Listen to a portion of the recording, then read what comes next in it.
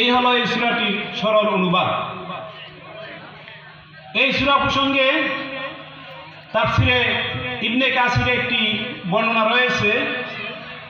হযরতে আমর ইবনে আস ইসলাম গ্রহণ করার আগে তিনি মুসাইলামা বিন কাজ্জাবের কাছ দিয়ে হেঁটে যাচ্ছিলেন।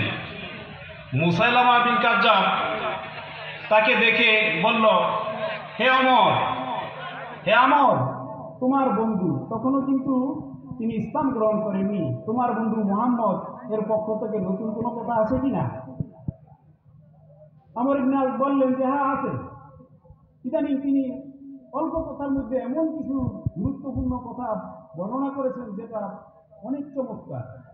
কি সেটা? তিনি শুনিয়ে দিলেন সূরা আসর, প্রথম থেকে শেষ পর্যন্ত তেলাওয়াত করে শোনালেন।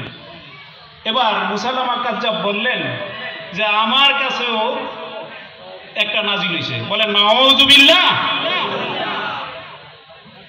আমার উপর একটা নাজিল হয়েছে। তিনি আবল তাবল কতক্ষণ বকলেন। বকার পর জিজ্ঞেস করলেন, দেখেন যাকে বলা হচ্ছে তিনি এখনো ইসলাম গ্রহণ করেন নাই, তিনি ইসলাম গ্রহণের আগের ঘটনা।